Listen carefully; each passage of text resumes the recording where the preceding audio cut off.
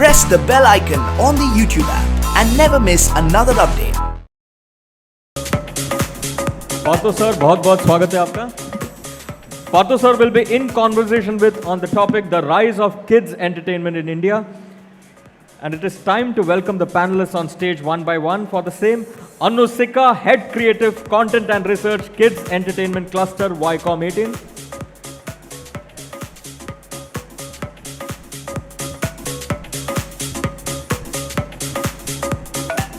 Welcome, ma'am.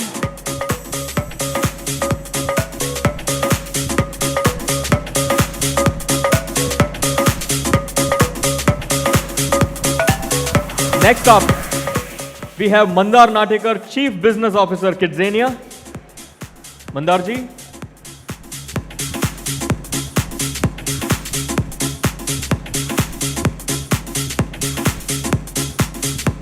Welcome, sir.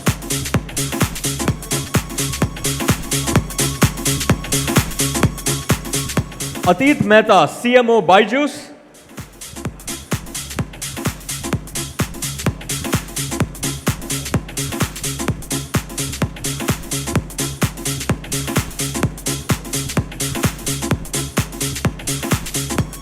Satish Veerappa, CEO, Kokuyo Camlin Limited. Satish sir.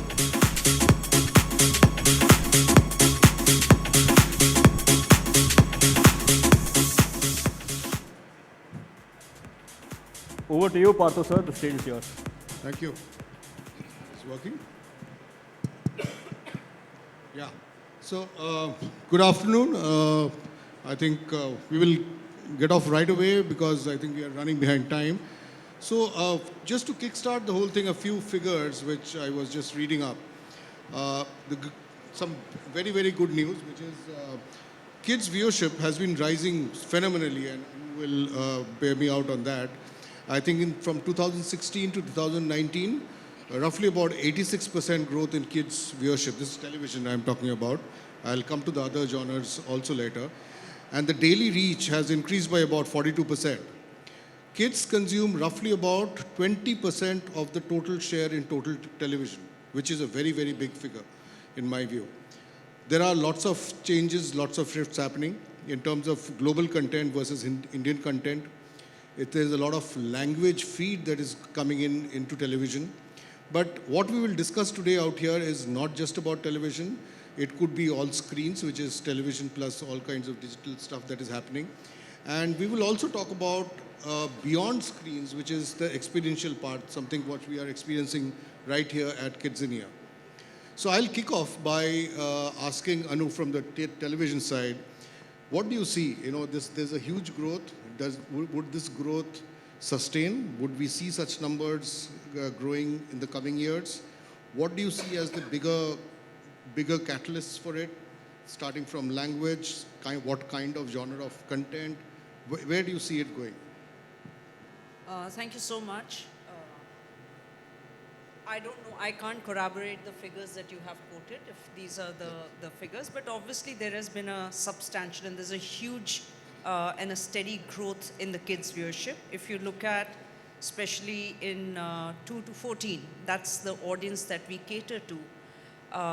You know, the number that you have quoted, the amount of viewership that the kids contribute is just after GC and the movies category, I think, post that. It's the third largest category which contributes towards the television viewership.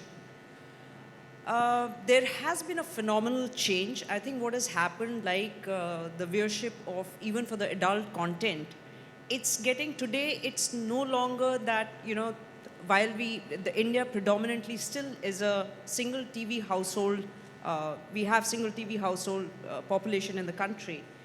But what is happening is in terms of viewing the content that we prefer, it's becoming more and more niche.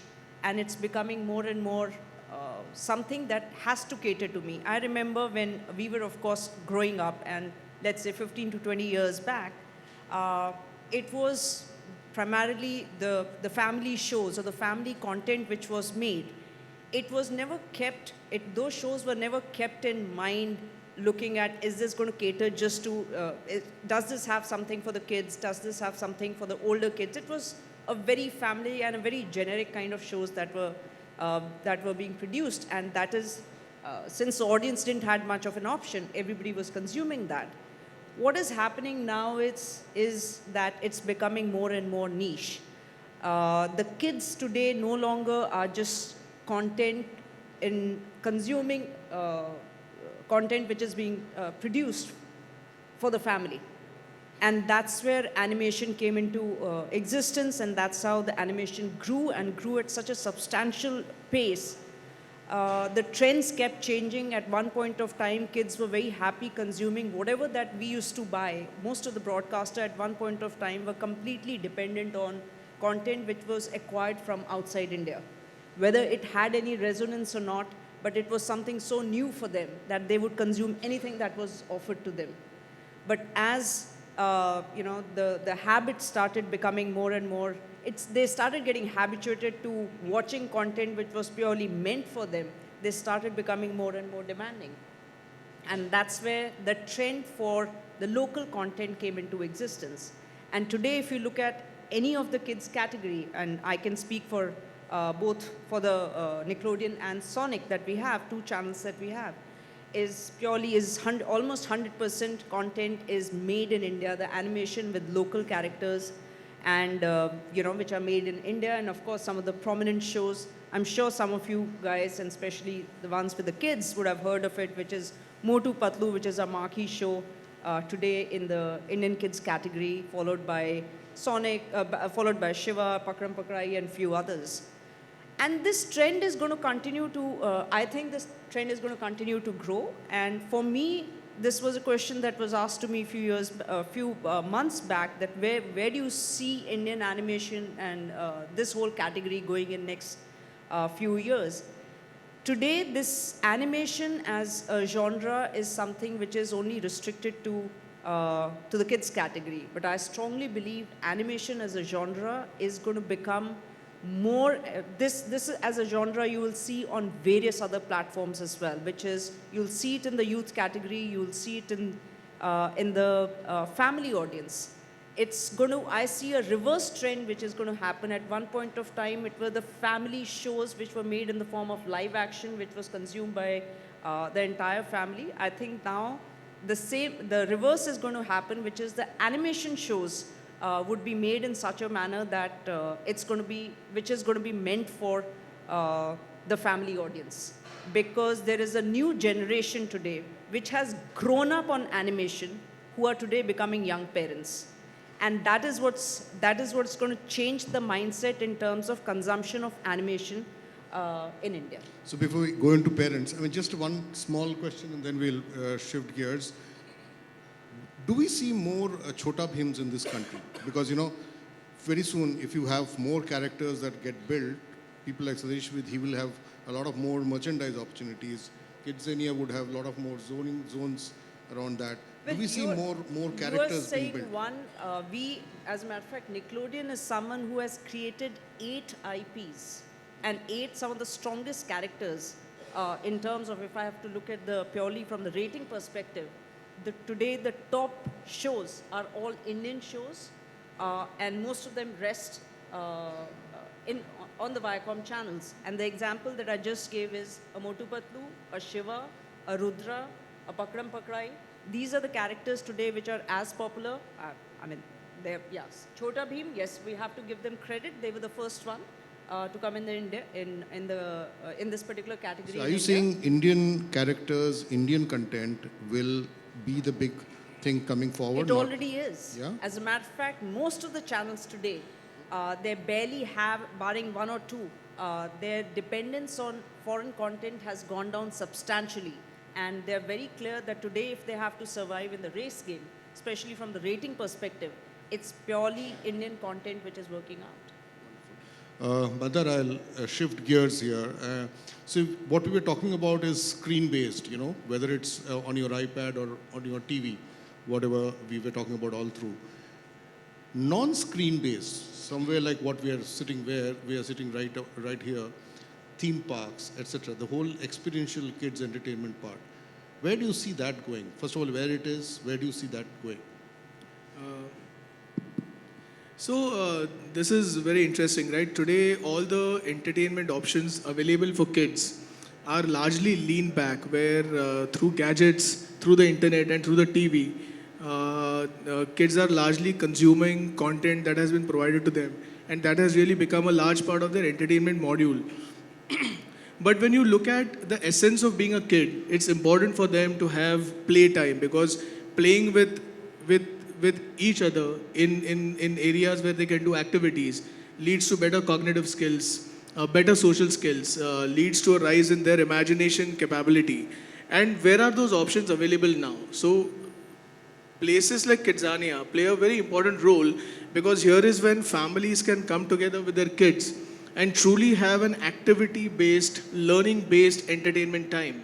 And I like to say this, today culturally we follow this mindset, which is together but solo. So everybody in the house, when families are together, they are all dependent on personal entertainment options. But when you go out as a family and visit an entertainment destination like this, you are actually spending quality time together. And this, for me, as much as dependency on technology is important because that's the new way, but this also becomes a very important aspect, because here is where truly kids develop the essence of being a kid. So from lean back, which is 80% of their time, we say it's also important to kind of lean in and engage yourself in activities which can truly bring about a lot of learning, a lot of education, but also at the same time entertaining yourself. What about advertisers? Do they benefit out of places like this? See, this becomes a very important aspect of something which we all know as experiential marketing. And today, again, like when we define, today we are a very, very distracted audience in a very fragmented marketplace. In such cases, brands have a challenge of how to be a part of a consumer's thought process, habit formation, a part of their happy place, because everybody is saying the same thing. So experiential marketing pretty much lets consumers touch, feel, create, make your brand, and that really creates a lot of sense of memory, nostalgia, sensory memories, which then consumers carry on for a long time. It becomes a part of their growing up. And this really is an unbeatable option for a lot of our partners, because this is what experiential marketing truly is, and kids love doing it. So in terms of the of your business, what would be what percentage would be out of brands and what percentage would be out of gate money from kids? See, I would assume a 50-50. But you know what happens is, see, this all interlinked because of the experiences we build. Naturally. Is what excites our families to visit us, because there's something new to do every time. And it's not just, again, like I would like to specify, it's not just entertainment led, but it is also learning led. So whilst you get entertained, you also learn a lot of things, and that really becomes a very exciting opportunity for families to visit us with their kids. So we'll shift lens a bit. Atit, I don't know, I mean, Atit was introduced here as Sequoia and Byju's, but I don't know many of you would know that he had a very long career at Unilever. So he has sold different kind of products to different kinds of audiences, and he understands how brands use different medium very, very well. So being Byju's and whatever your earlier experience is, tell me, Atit, when you see kids' entertainment today between television, digital, experiential, tell me if there are more. And when I'm saying experiential, it's not just this, it could be others also. Which is the canvas that you see, which you love painting a bit more, and why? So see, this question has been asked 10 years ago, and I'm sure these questions would be asked 10 years down the line. It's not about which is better or which is... No, I'm saying the shades are changing over Shades time. are changing. So what is happening is, at least if you look at the television ecosystem right now, there are about 8-9 channels. Some of them are doing well, some of them are not doing well. Some of the Indian heroes are very, very popular. Some of the international heroes are not that popular. But it has become now like a massive one-sided communication because they are generating numbers. I don't know where the numbers are coming from, but then you are talking about some 30, 40, 50, 60 brands trying to capture the top 5 characters. If you shift to a setup like a Kidzania, for example, or when I was coming to the venue today, I saw there was a kids festival happening at Geo Gardens over the weekend. Now that's termed as the best kids festival. Now if you go over there, cost per contact is high from an advertiser's perspective, but the engagement which you can create, over here, there are 35 brands in this setup. And those brands are here for last 2 years, 3 years, 5 years. I can see a Kellogg's Chocos over here. I can see a Parle Biscuit Factory. I can see something over there. Now, these guys are creating experiences which probably a television platform will never be able to give you. So the needle is shifting. It's becoming much, much more inclusive. It is becoming much, much more experiential. It is going beyond look and see and becoming more and more touch and feel. And apart from the ones you mentioned, do you look at anything else? Like what you talked about a Geo Garden thing, you talked about this, you talked about television. This is the spread that you would play with? So this is the current spread available which can get scaled up, but there are a lot of small niches which are also available, which are not round the year, but might be available on and off, especially during summer season, especially during festival season, and not available during exam seasons. Yeah, so, but this is the big 3 or big 4 options available. And the other thing is, it's also sports. Sports is picking up. If you speak to any of the broadcaster, if you speak to any of the body now, BCCI, for example, is doing grassroots cricket. If you speak to Reliance, they are doing a lot of grassroots sports. If you speak to FIH, which is Federation of International Hockey, or if you speak to anybody from the football side, a lot of people are doing a lot of stuff at grassroots. We have had successful events getting organized by very good players participating in that, something like an SFA, Sports for All Championship, 18 disciplines of sports across some 700, 800 schools. Now this is all about also kids. It is great amount of content which can be created, can be curated, can be then distributed. We are not doing enough on that side because what we see is what excites us. That's a lot of hard work. It's in the interiors of the country. It's not happening in Mumbai or Delhi. It requires manpower. It requires time, energy, effort, which somehow most of us don't have that much of bandwidth to try that. But that's another big space which, according to me, is a bit underexplored. Wonderful. Satish, backstage you were talking about that you interact a lot with academia, right? I mean, Sure. So, as a brand, Camlin, I mean, how do you look at the space? I mean, do you really use a lot of entertainment to really talk about your brand, or do you do direct contract programs with academia? That's the basic thing. See, since I think a lot of our business rests in the world of kids, I think we'll have to figure out a way of reaching out to kids in any form in which they would like to consume either a product or content or any interesting incidents that are happening around the world. So what I think we've seen over a period of time is, I mean, I'm sure this is universally true, that kids need a lot of variety. I think they get a little too bored. Now as a manufacturer, how do you respond to that? And every time you're trying to do something new, how do you communicate? That's the bigger challenge that we see as an industry, especially centered around kids. And to add to that, I think we also are in the world of art. Now, that has its own set of nuances and its own impact that it brings to life. Now, if you merge all of this, I think our agenda gets created at a slightly different level. So from a communication standpoint, I think what works for us, or I'm sure for most brands, is what kind of your ability to integrate your messaging and your ability to integrate your execution. Whether you're doing television, whether you're doing digital, or you're doing experiential stuff in outlets like Kidzania, what gives you the best opportunity to integrate stuff? Because I'm sure all of us realize as marketeers, it is the stories that stick with kids. It's not a flash of advertising that sticks. I think it's the stories that you leave behind which gets into the memory structure, which stays with them. So we are looking at opportunities which which allows us to bring everything together seamlessly. So we are looking at entertainment in that sense as an option, but the question is, how does it fit into the real thing that you want to solve? Because I think, interestingly, in the last 6 months, we've done a lot of research with schools, with parents, and all that stuff. Entertainment, everybody recognizes, is essential, but I think the real issues that they face in life, as a parent or as a kid or as a teacher, are very different. Now, how does a brand try and solve all these issues, apart from just making products and trying to communicate them in the most efficient and effective manner?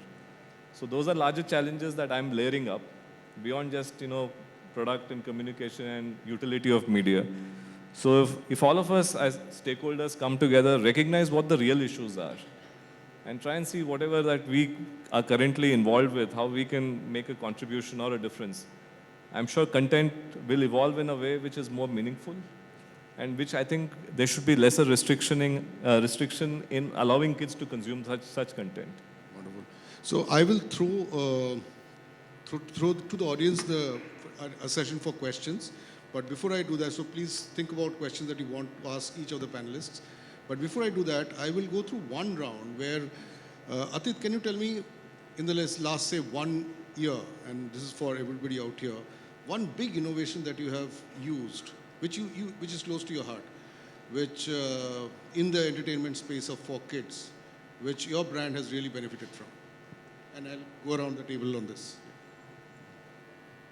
So last year we tied up with Disney for our Disney Baiju early learn product, and luckily Disney also had a phenomenal lineup of content getting released. So last 1 year, top of mind, it cannot be anything bigger and better than Frozen 2 tie-up. Yeah, because the content is also driven by the Disney character. Frozen is a very, very strong character. Inside our content piece, it was the movie getting released after 6-7 years. The characters are very well known. The movie, the first one happened 5-6 years ago.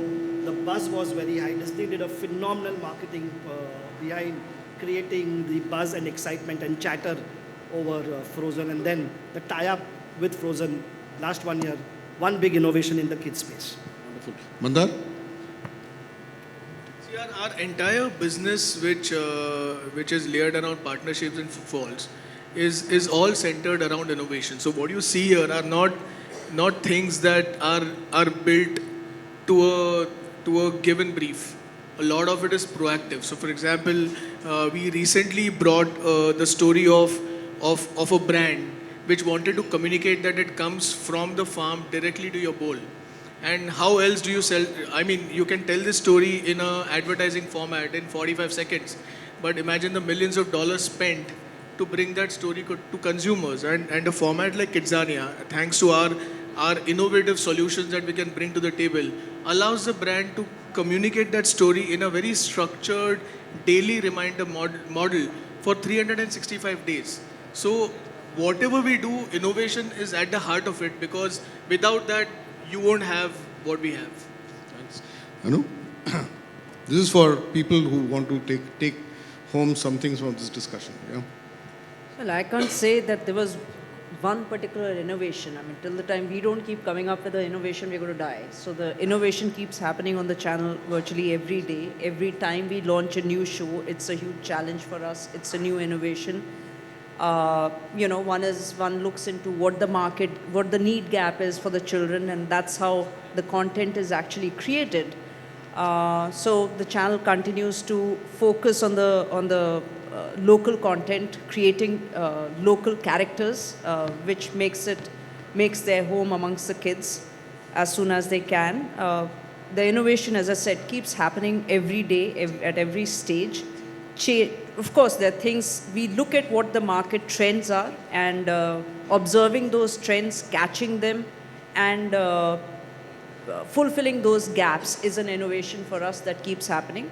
Just to give you an example, this last is when we had gone out and, we have almost launched the channel in 8 regional languages. At one point of time, both our channels were available in 4 languages, and we have suddenly gone out and filled up all now we are available in 8 different languages.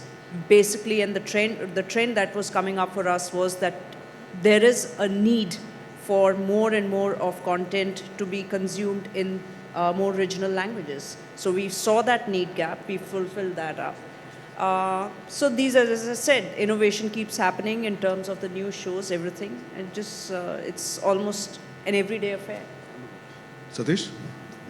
I think it's an interesting question in the sense that innovation is obviously a buzzword. I've spent a significant amount of my time in the FMCG space. When I came into this category, I think this category of kids, the first thing that struck me was the amount of involvement kids have. Now, I have worked with products in categories where you really have to push the audience to get interested in what you're trying to offer to them. Now, suddenly, when you have somebody who's so involved in a category, I mean, this is true for anybody who's engaged in this space. Now, we said that, how do we then use this meaningfully? So we said, is there something that we can co-create? So we have a brand which is a notebook brand of Camlin. So we said, can we get kids to design the cover page? So we ran a campaign on YouTube, and phenomenal amount of entries. So today, most of the cover page designs that you see of some of our products are designs which are made by kids. So I found this extremely exciting. I'm sure there's a lot to do, but I think this is a great space for all of us to ponder on how to use this high energy that kids bring to this category. Wonderful. So we have 2 minutes precisely. Any questions from the audience? You should mention the name to whom it is addressed.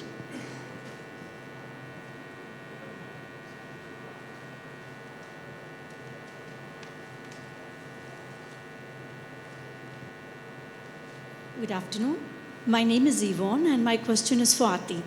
Sir, is there any provision or study to determine or quantify how much students are getting benefited from e-learning compared to the traditional means of learning? Yes. So let me just answer this in 30 seconds. The e-learning segment have now seen close to about 26 players. Byju's is one of them. There are 25 other players. In the last 2.5, 3 months, there has been close to about $700 million worth of investment coming in across all these 25, 26 guys. The people who are investing money are the biggest guys in the investment space. If it's not helping students to do better in their curriculum, in their academics, as well as in their exams, the amount of money and the number of startups would have not happened. That's one. And two, there is a Nielsen research which shows that students who study from an e-learning device end up scoring better compared to a textbook learning. So yeah, there's a proven fact and factual information available. Thank you, sir.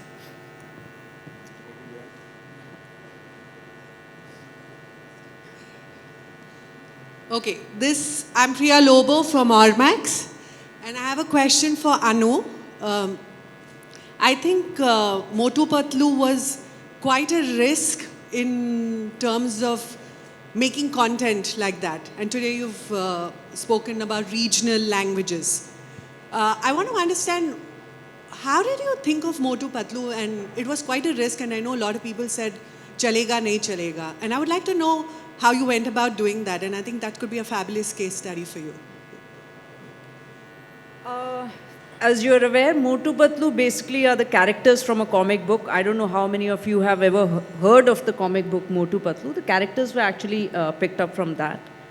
But that's where the relationship between the comic book which were being produced which are being produced for almost 50 years, that's where it ended. Yes, it was a huge risk because here you're trying to create a show for kids which does not have any kids protagonist. The protagonists are two middle-aged, so-called middle-aged men.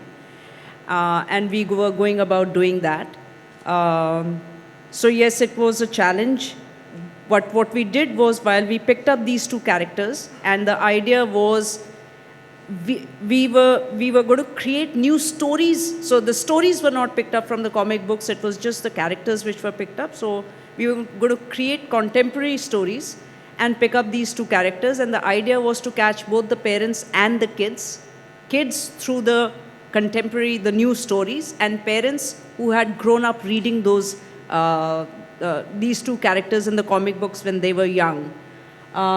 It was a huge risk, but we believed in the characters and we believed that the stories that we were narrating was something that the kids could relate to, kids could associate with, and it just paid off. But at the same time, it's not just Motu Patlu. Any new show that you create, no matter how contemporary, or you try to put in everything that you believe kids are going to relate to, this is something that we know that they enjoy, but every new show that you create is always a huge risk. There's never a guarantee of success, and if that was the case, things would have been really simple for most of the programmers, which unfortunately it's not. The last question, there's a red thing coming up here. Okay, these last two questions. Hi. My question is for Anu. You had mentioned that top 3 IPs in the country are Indian, the Rudra, Shiva and Motu Patlu. Is it the same for urban, rural, metros, or you think there is, it's more rural skewed or the smaller towns skewed, or it's the same for metros and the bigger towns as well? No, you'll be surprised. For HSM, All India, rural, urban, majority of the shows which do very well are made in India. Motu Patlu is one of them. Rudra is another one. I have to say Chota Bheem is another one. So these are all Indian characters, shows which are made in India. Yes, there are certain shows which do come in the urban India which are acquired from outside, but majority of them, if you look at the top 5, out of that 4 would be Indian. One Not perhaps the could Oggy be. and the Cockroaches and the Shin-Chans. So yeah, it keeps Alright. coming, but majority of them still continue to be the Indian shows. Thank Yeah. you. One last question.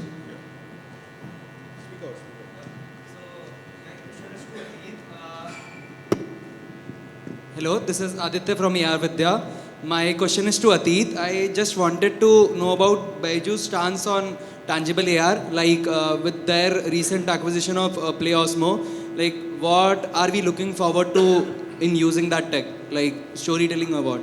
I'm a marketer. I have absolutely no idea of what AR and what Osmo would be doing from a tech side, so won't be qualified to answer that question. Okay, sure, no problem. Thank you. Thank you Thank very you much. so much. Thank you very much for your questions, guys, and thank you very much for this wonderful session. But before all of you leave, a token of appreciation from our end. And to present the same, I would like to call upon Siddharth Laik, founder and editor-in-chief of IWMBuzz.com.